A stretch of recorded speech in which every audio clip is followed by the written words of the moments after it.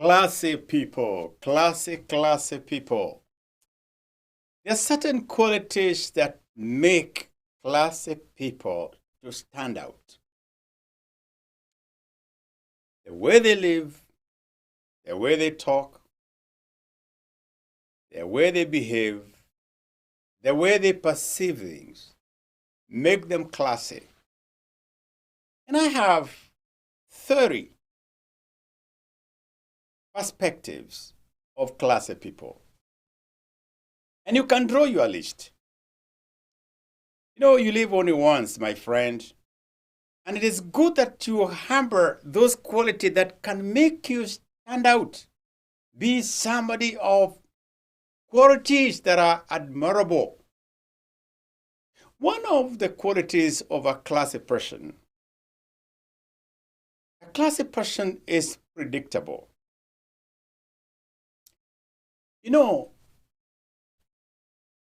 We have very few people that are predictable. And predictable here, I want to say, you know what to expect.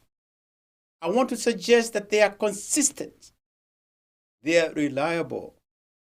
They are dependable. What they say is what they mean. And what they promise, they keep it. They are predictable. When they tell you they will show up, they will surely show up. When you call them friends, they will never disappoint. When you wait and look up to a moment, when you see them resurface, they are not going to be late a minute.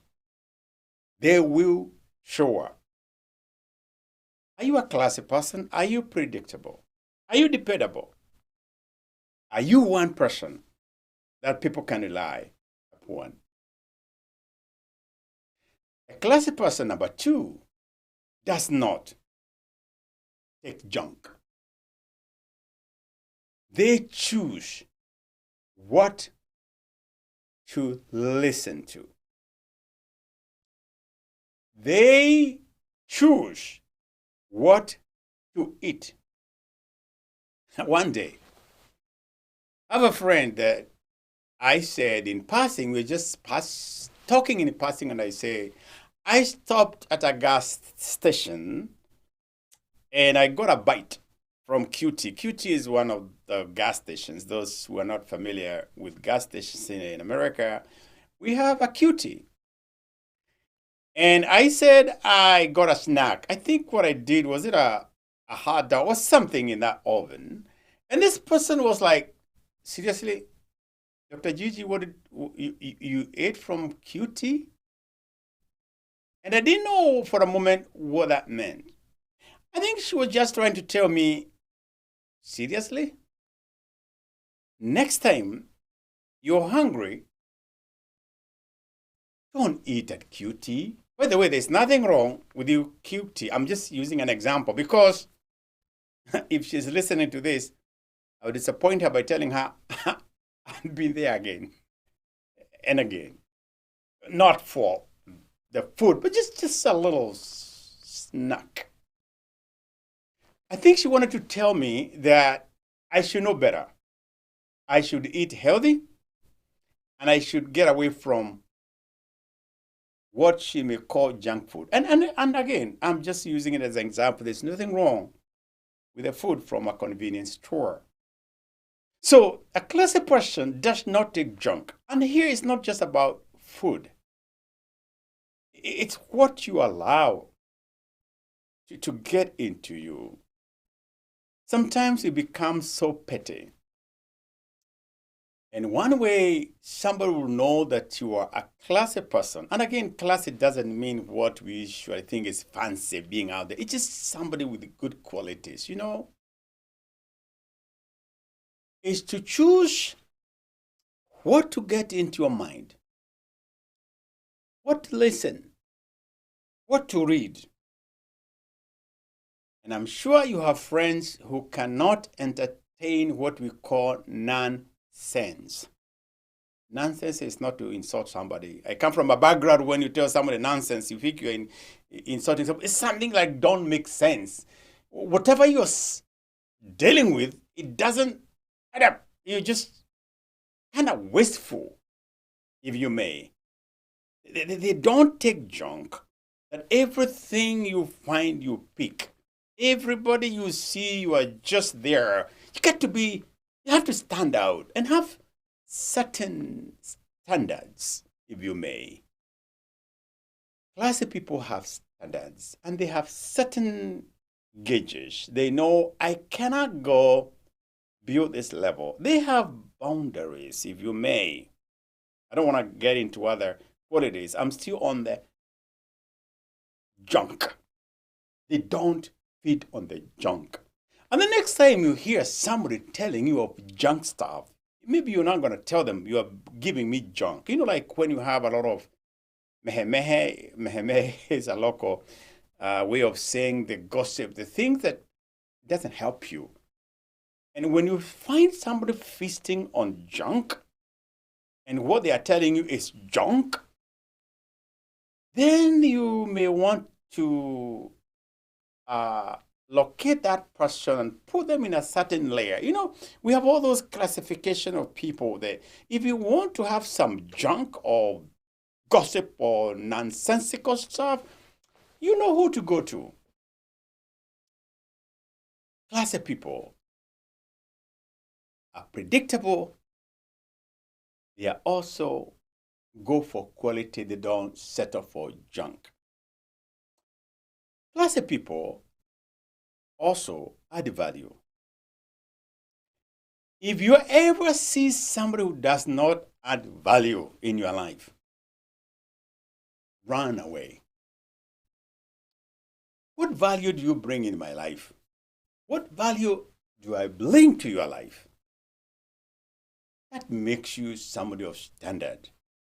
And you know why? People gravitate towards you because they know the minute they sit with you, the minute they dialogue with you, they know they are not going to live there without something new, something exciting, a good idea, a different way of looking at life, a new perspective. So when you see people reaching out to you and telling you that I really value our time together because the last time I sat down with you, you gave me a different perspective. You added value to my life instead of subtracting. You know, there are people, you sit with them and they dehumanize you. They make you feel irrelevant. They make you feel like you are misfit. That's like you are sociocast. You don't belong. And there are people who know how to bring other people down. Instead of tapping and adding value and just trying to spur the gift that you have, they will bring you down. They know subtractions and division. And you know who does that? The enemy comes to kill, to steal, right? And destroy. But people who bring value to your life does the multiplication. They do the addition. So what value does it add to you? And I think it is very important that we choose people who are classy, people of standard. And that is why people of faith are attractive, because what comes out of them should edify you, should equip you, should make you better. So when people see you, I do this, and yesterday we opened school, and at Kennesaw State, every time I go, I ask your student to define, to say, what do you think I do? And every beginning of the semester, I get so many fashions.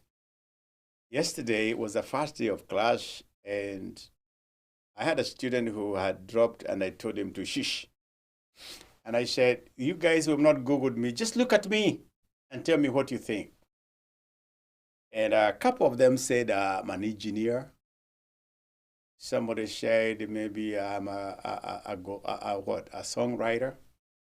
One of them said I'm a social worker. Other classes have given me all those names. It's only, but one, by the way, after a while, a guy looked at me. He comes from Great Britain. He lived here. He said, "Are you a bishop that you maybe run a church?" And I'm saying, "Where did you get that?" I had to get his pulse and say, "Let me feel your pulse because it's like you are part of my DNA." And he was right.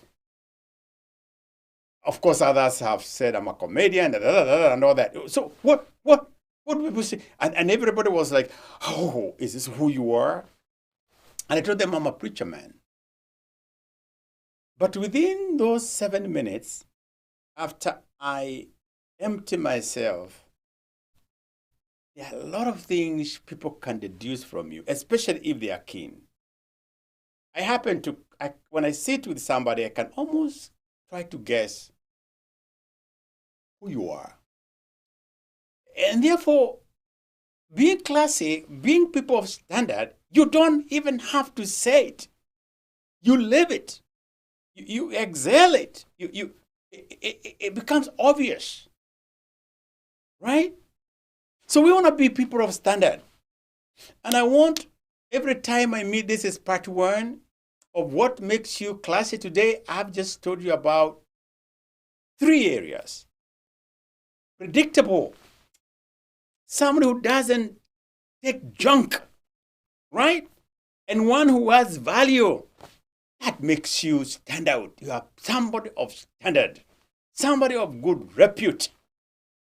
I want to create a series of being a classy person. By the time we get to 2030, I hope you have some checks. And as I do this, I'm also having self-reflection so that I say, do I take junk? Do I give people junk? Am I predictable? Can people rely on me? And also, do I add value? And finally, before I forget, people who are of standard are deep. They are not shallow. They don't just swim on the shallow waters. They go the deep. And what they share with you is deep. And one word they give you, one counsel, one advice, can take you a long way. Do you promise to start being a classy person, somebody who has standards, somebody who has qualities that stand out? We'll see you in part 2 of this. Classy people. And I pray you are one of them. God bless you. Until next time, this is Gigi.